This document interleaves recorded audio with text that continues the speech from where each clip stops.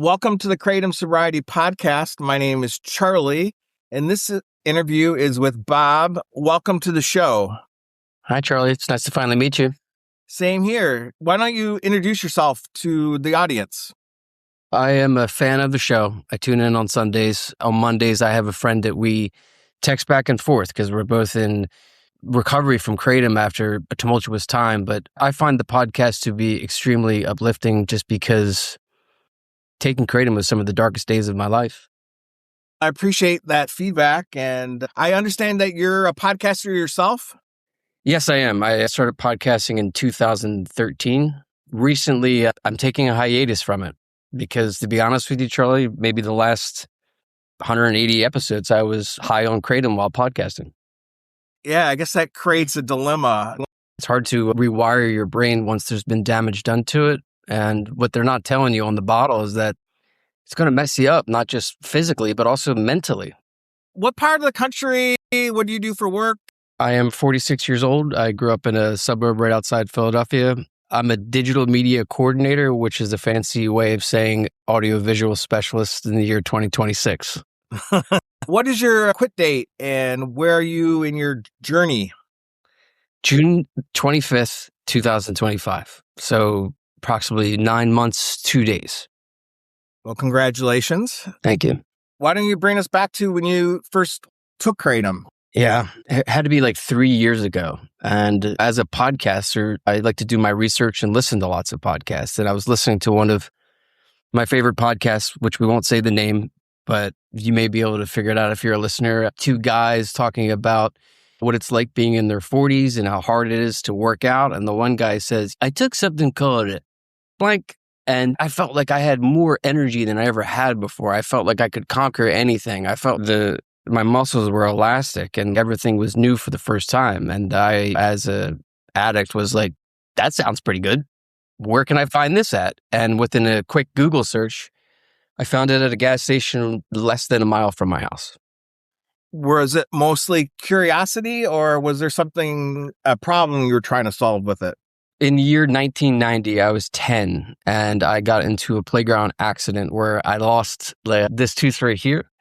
And then from that, I had a series of dental problems, like where the root canal doesn't work and they give you something called an apoectomy. It's like where they cut a hole in your gum. And I might have had that operation 4 times because it just never would, they never fixed it. But each and every time they would say, we're going to give you something for the pain. And I remember one of the times in there where, the apoectomies weren't working and they sent me home with Vicodin and hydrocodone, excuse me. And this was later in my teenage years. And I remember being in pain, taking these prescription pills. And that particular weekend, I think MTV was doing like a TRL VJ search, and they were trying to find a new VJ. Jesse Camp, I think the guy's name was, that won it. But I remember laying in bed and just feeling soaked in mother's milk and thinking, I'm not leaving here.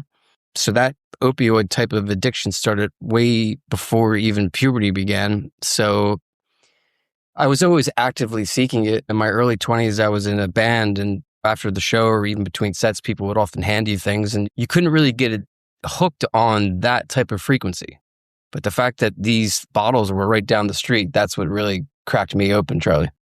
Back then, I seem to remember like getting prescriptions like with 90 pills in them or something like that.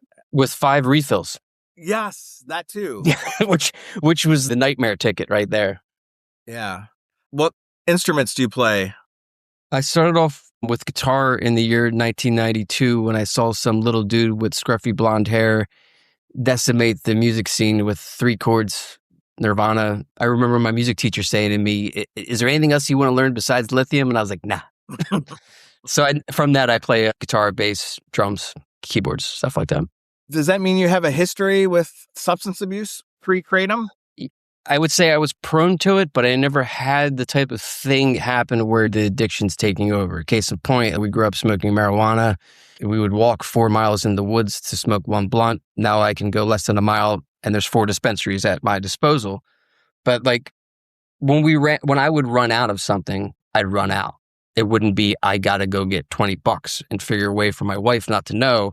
that I'm taking another 20 out. And what was the total? $20.95 or something like that. There's not enough beef jerky and energy drinks that you could say equals that. So I would say, yes, I was prone, but I never really went over the edge until this substance, to be honest with you. Interesting. How did your Kratom use look at the beginning? Like how much you were taking it, how often, and then how did that evolve over time? Well, when you're introduced to the world of Kratom, it's like opening the lost, like Lord of the Rings book. You got a lot of new information that you're going to learn about this species of the coffee plant and all that. And I had heard on that podcast, these two guys talking about it, and I went for that particular brand. And I remember taking it. I've heard recent podcasts where this happens too as well. Your guests where they're like, yeah, I took it. And I was like, yeah, whatever. I'm good. But I should say my mom's a microbiologist, so I always read the labels. And I remember seeing the label the first time. It said, just take this much. So I did that and nothing works. But that same day, I took the rest. And I was off to the races there because that same feeling from when I was watching those VJs on MTV, it came right back. And then the frequency from that I was like, okay, this is like drinking in a way. So I wouldn't be drunk 7 days a week. I would just do this on the weekend, look forward to it on Friday. But slowly and surely, it became a crutch that I didn't know that was taking over me. What were the early signals that, looking back, that might have been red flags? So my podcast started off in 2013 where we were doing something similar to this, Charlie, where I'd have a guest and we'd be engaged in conversations. And COVID happened. And when COVID happened, the podcast, I was doing Zoom guests and I missed the interaction. So at that time, to keep my mental health in check, I went back to where, oddly enough, we went as kids to walk 4 miles into the woods to smoke a blunt in Philadelphia. And I start hiking again. And I start podcasting out there with 2 lavalier microphones it was free to just go around. And I would set out with no intention and just go meet people. And that felt so good. And being out in nature, but I'm also a very spiritual person. I believe in Jesus. And when Jesus went to the wilderness, yeah, the devil's out there too. And it became a habit that was like, I can't do this without this. And that is like something as an artist that you never want. You want to be able to flow, as they call it now in today's society. But for me, it felt like I was like all my facilities, like the music, couldn't create anything. I wasn't a good dad, wasn't a good like husband either, because you're married to this bottle. Did you have any physical reactions or adverse effects to Kratom? Yeah. Like at first I would say that there was an ego boost because people were like, man, you look different. What's going on? I'm like, oh yeah, I'm not eating at all no more. I'm forgetting to eat. I was working out a lot and I was hiking, and that's what, and then like after the romance period on any relationship, I guess the first 4 to 6 weeks, eventually you're going to have to go to the bathroom in front of your partner. AKA I had to go away and I couldn't figure a way to be high in another location. How am I going to get a liquid on the plane? Stuff like that. And that's when my mind started being like, oh, I'm in trouble here. Did you have some forced withdrawals with travel and stuff? No, I didn't then because I drank then. I'm also abstaining from alcohol. It's been longer than 9 months. I don't know how long, but when I would go somewhere and not have the Kratom, I would drink to excess to cure the restless leg syndrome or like the insomnia that was some of the worst I ever encountered. But irritability too. It's like one of the things that, like, as an addict, when you see somebody who's irritable, it's because they're looking forward to something or they want to go home and watch Netflix. For me, I wanted to go get the bottle and get in the woods, and I'd be irritated if something stopped that. So far, it hasn't been too much of a nightmare. There's definitely some downsides, but did things get worse for you? Yeah. The evolution that I hear on the show a lot is that infamous bottle with the B logo on it. And I came across it very similar way. You're in line, guys say, oh, I'm going to do hey, this don't work, this, that, whatever. It wasn't a customer. It was the guy at the counter. And this guy and I would be engaged in, he's like, what are you doing with this? I'm like, I'm taking this and I go to the woods and I pray and podcast for hours. And he was interested in that because he was spiritual. So we had that type of spiritual connection. But at the same time, let's be honest, there is a drug exchange going on here. And he's the one who like just pushed it in front of me. And it was like, what did he say to me? The guy in here before said he would take 3 of these and that would be equal to 1 of these. And that's all it took. And then that is the downfall of me, is that particular logo and that particular compound that produces dopamine like you've never felt before. Also, like there's a level there where it's like producing serotonin in your brain too. It's like you are on that broadcast frequency, and once you're off of it, watch out everybody around you. But I think that the moment I knew is I'm actually sitting in the chair right now, Charlie. I play in a worship band on Sundays, and while I was high on Kratom, I was still performing in church, and I was in this chair playing a song that we won't mention for copyright, but I couldn't focus and I was nodding out. I was on the nod, as Johnny Depp said in the court trial, and like I kept hearing that in my head, like I'm on the nod now, and this is not normal. But that continued on for at least another year and a half after that, and I would say from that moment up until June 25th of last year was the hardest period of my life. Because nobody knows. You say, hey, I'm addicted to this thing from the gas station, and the immediate reaction you receive is shame. What did you do? Overdose on 5-hour energy, Bob? And I'm like, no. And that was something difficult, because if you come to somebody and you're like, man, I messed up, I'm addicted to crack, they're like, makes sense. But when you come at them with this, I wasn't ready for that. If I understand right, was it the Kratom kava drinks that you were first using? It was MIT 45. And then the various forms of that, black label, gold label, some gross thing that's called like super K. I don't even know what that was. I think I got sick on that one, but I went from all that into the various different forms of capsules. I never liked them because I always felt like really nauseous. And then there was this other brand too that I completely forgot about until now, Charlie. So is the Kratom extract shots. Yeah, I could never get away from the extract. Yeah. And then you switched over to the 70H?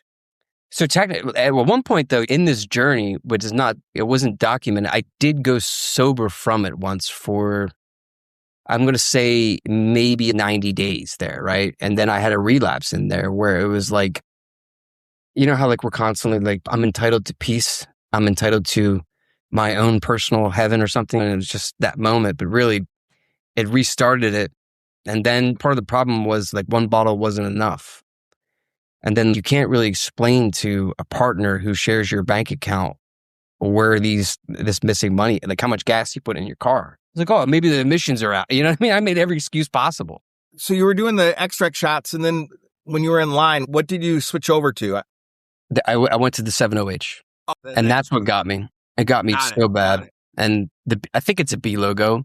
I blocked out those 3 letters. Like the other day, we were like doing the pre thing. I blocked them out. I had to look it back up because I can't go there again. Yeah. Why don't we revisit that one attempt where you got to 90 days? How did that come about, and why did you get back into it?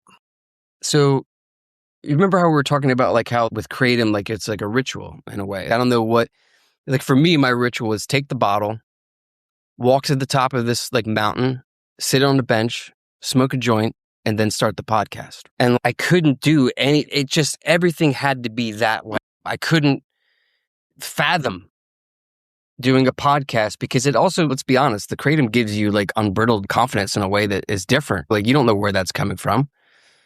And I went back and listened to some of those podcasts, and I'm just out of it. You know what I mean? I think that I'm doing this for the fact that I relapsed because I wanted to get back to nature, because I couldn't go there anymore unless I was on these substances. And I can say happily that I go there now and I hike, and that type of cast conditioning of this has to be with this is now gone. But it takes quite a bit to trick your brain to get out of that mindset. Did you end up having some financial issues with the way your Kratom use was? Yeah, at one point, it's hard when you share the bank account. So like I was looking for side gigs that I can get paid in, like maybe a Visa card and all these type of things. I remember one time I did a project for somebody. They paid me a $200 Visa gift card. I went straight to that gas station because the guy told me, oh, I'll sell it to you at wholesale. And then I got a box. And then when I had a box, that's the 1950s guy returning to have a nightcap. It's a shoe and he's going to have it. You know what I mean? And that was bad, having that at my disposal like that. And then lying to friends. I would take my Kratom during like the 1 p.m., 2 p.m. hour, maybe later. I would never take it at night. But when there was things to do at night, I couldn't go because, as the listeners know, you're gassed out after 5 hours. You can't really be present. And I was fooling myself into thinking I could, but I just wasn't. So what happened last summer that finally, this is it? I need to get off this stuff. You reach a point where you don't really know yourself no more. People named Robert, they know what I'm talking about. You're going to be Bob or Rob. You got to choose. Many people named one name, they ain't got that thing. But with me, like, I didn't know who I was. Was I Bob? Was I Rob? Or was I Kratom? Was my identity wrapped up in this thing? Because I had a romance with this thing. I really did. And it took me down so hard. I almost lost everything too, Charlie. I almost lost my wife. I almost lost my family. And this was all gearing up in the course of January to June. And like in the Kratom addict mind, this is maybe 5-7 days, but this was a long time coming. And a lot of the frustrations in my marriage were, like I was saying, that ritual thing. If anything stopped me from doing that, I was a mess. I didn't recognize myself. I didn't understand how I could wake up in the morning and have my first thought be Kratom. And then from working in church and stuff like that, like it's the things that we put inside of ourselves is because we're in pain. Some people do drugs because they think that they're getting back to the source. They think they're getting closer to God. For me, it's always been about pain management. And then once you start to look into spirituality and you start to come across people who are like-minded, you can heal in that world. And I have been healing. I'm in the worship band and I'm in the men's group. And I found that to be tremendously helpful because there's no judgment. There's no condemnation in Jesus Christ. And I did NA. I did all that. I think it's wonderful. But for me, like, I need to know who your higher power is so we could all vibe together. But no disrespect to that group is I think it's wonderful. There's the Kratom addictions groups that are online that I was frequenting. But community really helped me because when you're suffering from Kratom, you're alone. You're so alone. You're isolated off from the world and your thoughts, and you really have to reach out. And that's where I was that night on June 25th. I didn't have energy for my son's like little league games that spring and like all these things that were bothering me. And the addict inside me saying, now just go get another bottle. You're fine. Don't worry about that. We're going to handle it when it comes our way. And then I start listening to that voice and I realized that doesn't sound a lot like God. It sounds like something else. And I had one of those moments where it was like, this is going to be the hardest thing I've ever done, Lord, but I need your help. And I kicked it myself here at home. And man, was that tough, Charlie. Did you do any tapering or did you go cold turkey? I really like that song Cold Turkey by John Lennon that he did after the Beatles. So yeah, I did a Cold Turkey. The guitar sounds like the way I felt. And the crazy thing too is it's a combination of both. I've never been addicted to benzos, Xanax, but from what I've heard from people, there's that going on too. Like my brain was like scattered. And I basically stayed in the room and did a marathon of The Sopranos, which has helped me tremendously throughout life. Did you have a plan of action beyond the Sopranos binge? You know, that whole thing one day at a time, it really, you have to approach it that way. I had the sober calculator going, but I wasn't living by this calculator like I was that first time. I've got 14 days. It has to be day by day. And it also has to be that you need to, I confessed everything to my wife one Saturday morning outside in our patio where I was like, look, I'm addicted to this. She said, what do you mean 5-hour energy drink, Bob? Like, no. But like educating somebody what you're going through and not withholding that information. As humans, like we do a really great job of isolating ourselves from others. And we all do this because of pain and we can learn a lot from each other if we just reach out. Yeah. So what kind of community do you rely on? It sounds like maybe church is one source, but what is your support? Being in the church where I grew up as an altar boy and that didn't resonate. And I lost connection with the church for a really long time because it just felt so practical. And then years later, I came back to it and I was like, wait, these guys are playing like worship music. It sounds like rock and roll. Okay. And slowly and surely that group helped. And like they meet not just on Sunday. That's a thing too. There's other things throughout the week where we'll have men's group, men's breakfast and stuff like that. That helps me out. And then as we talked earlier, like music, my son's now 10 and he plays the viola. And this morning we were almost late for the bus because we were covering filters. Could you take my picture? So music has always been that source of tremendous relief for me. So when you're around others that are making music or you're creating something together, it really does a fine job of taking the left brain, right brain type thing. Same thing with hiking. Like, I'm not going to be thinking about my dark thoughts because if I miss this rock, I might break my ankle. So I go hiking a lot still with friends. I used to enjoy like film and television, but I can't do that no more, Charlie. I haven't found anything since The Sopranos I really liked. How did that first month go off of Kratom? What kind of withdrawal symptoms did you have? I'll be honest with you, it was terrible. Okay, there was many times throughout that month where I wanted to relapse. Matter of fact, there might have been 3 times where I actually pulled up to the gas station and then just drove out of there. But you were in like a warfare with yourself there. Like, I will, I won't, I will, I won't, I will, I won't, all day long. And it came close a few times.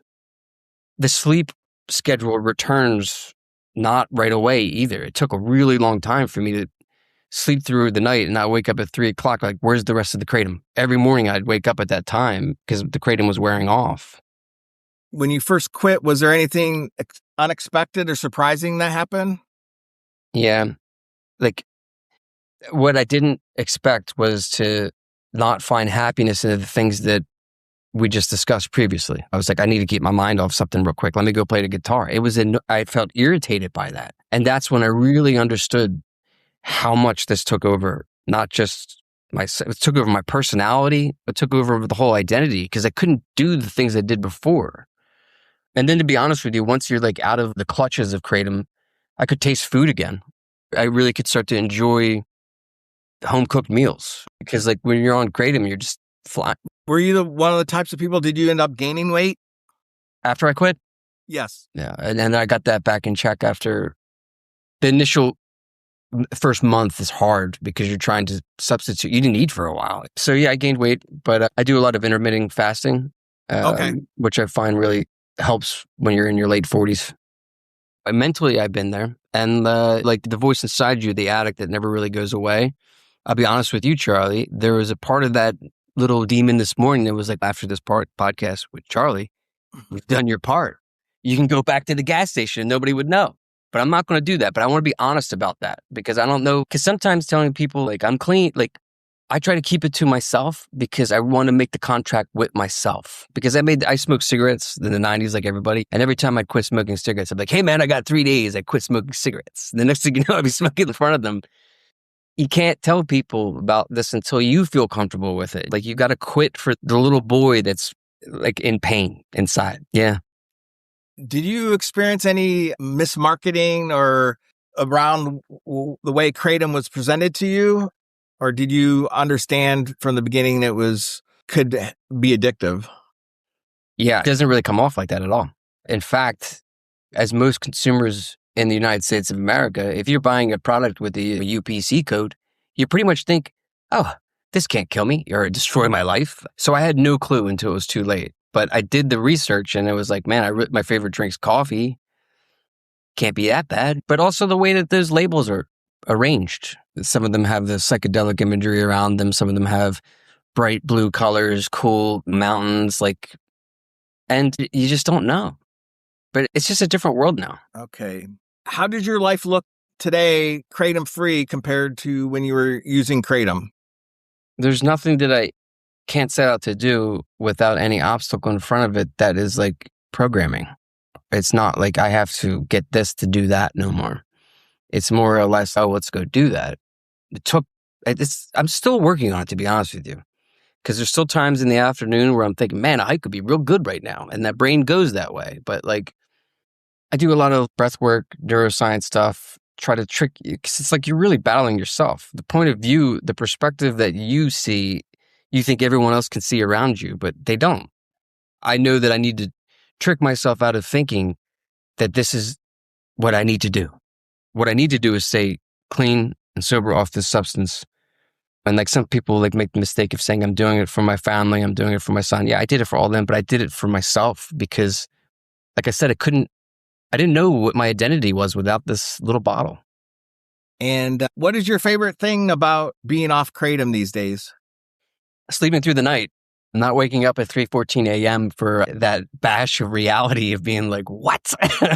Also, to not being at the mercy of a product that I don't know where it's created at. It's like when we were kids, we knew where the cereal factories were. Where's this Kratom being made? And that was concerning. But I just feel relieved to put that behind me. But I don't look at it like it was the worst of things, because it did teach me a lot about myself. Because we think we're bulletproof. We think, oh, I can handle it. I can handle it. And I realized, no, I can be vulnerable and I can get myself into big trouble here by serving myself like a substance that's making me feel better. So I tried to, instead of do that, build up others, try to help people as much as I can, and practice empathy in any corner I can.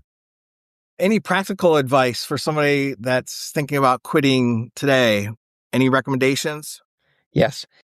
If you have the means, you need to go somewhere you need a hotel room with food for 3 days. You need The Sopranos or some sort of long TV series to binge through, because you have to stay there for just those. The first 72 hours is going to be the most extreme thing you've ever done if you were completely hooked on it. Now, say, for instance, you can't go to the hotel or something like that. Get a loved one to help you out, because you're a mess. And tell somebody. Don't hide it. Getting out under that secrecy and telling somebody in your real life is a common suggestion that seems to be some kind of milestone to quitting. Do you have, with the money you're saving, do you have any trips or travel that you're planning in the coming year? No, actually, I could show you. I know it's audio only, but for the listeners, this is a hybrid acoustic electric guitar right here from Fender. This was approximately around, let me think here, maybe 420 bottles of Kratom. And like that app tells you how much money you're saving. And I didn't know that until a couple of weeks ago. And then when I saw it, I went out and purchased this. Nice. The fruits of your labor from quitting. And beyond Nirvana, what kind of music do you listen to? I listen to a lot of worship music in the band. I like Brandon Lake. I still listen to Nirvana, man, to be honest with you. I still listen to it like it happened yesterday. I really like Steven Wilson Jr. He's a country music star who performs in drop D with his guitar, and his voice sounds a lot like Kurt. He's pretty good. 21 Pilots, my son's favorite band. And to be honest with you, any music genre, if somebody came to me with it and it meant something to them, I would listen to it and I wouldn't put out my personal feeling, because I believe music isn't like a favorite color. It means something to people. How do you find out about our podcast? From my friend I talk to her every Monday. I was asking him for help, and he sent me your podcast. The first thing I remember is thinking like, yeah, I need this. And then also your voice, Charlie. You could have been a therapist. You have a very calming presence. So I just became hooked. Thank you. Like everybody, I struggle. And sometimes even after almost 200 of these, I'm like, the sound of my own voice, but I appreciate that. I'm glad it's helpful. So are you and your friend, are you guys like co-sponsoring each other, like peer sponsoring each other? Or what if I told you he's my auto mechanic? I love it. Yeah, it's like that. And like that's the thing, is like sometimes you'll find brotherhood in a place that you didn't expect. And then these two brothers then can grow to heal together. And part of that is the show, to be honest with you, because on Mondays, we know exactly what we're going to do. We're going to talk about this. And by the way, Charlie, he has no idea I'm going to be on the show either. Oh, okay. I've kept it from him. So when he sees it, like it'll be, honestly, like I'll dedicate this appearance to him because he helped me with everything. Can I tell you one crazy story about Kratom that I forgot? So yeah, please go ahead. Yes. In the middle of that addiction, in the middle of the 7-OH, I get drink the whole bottle, bang, one shot, go through the woods, podcasting. I'm doing a solo podcast. I'm in the middle of the Wissahickon outside of Philadelphia, and I'm coming up in this large ravine, and I see this large mass in front of me. My initial thought was, oh my God, there's a bear. It wasn't a bear. It was a $140,000 Porsche SUV that was in the middle of the woods.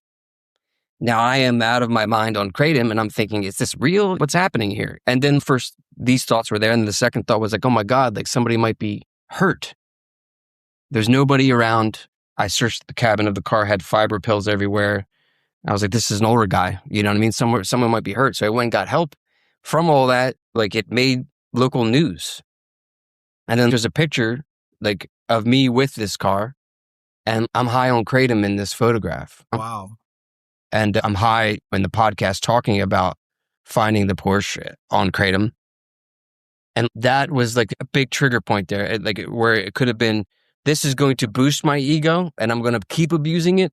But thank the Lord that it was like, maybe you should take a look at this. Maybe you should take a look at how all these things came together here. And it turns out that, it was an old guy. He made the wrong turn and he drove about 3-4 miles into the middle of the woods and got his car stuck in the middle of a ravine and it was destroyed on the way out. But something about that moment really, it was like the inciting incident of a film. It's going to change the trajectory of the character. And I was embarrassed. I had shame because it was like, I'm high right now. And that'll always be there on the internet. And I went and looked at the photograph the other day and it's a reminder. Getting to the end of the interview here, do you have any parting thoughts or things I didn't ask you about that you'd like to share with our listeners? No, I just in a nutshell, like I say it again, thank you for providing the resource for people, because you could talk about Kratom with somebody in a 10-minute conversation. It may not really help them with what they're going through, but over the course of how many episodes you said you did? 200?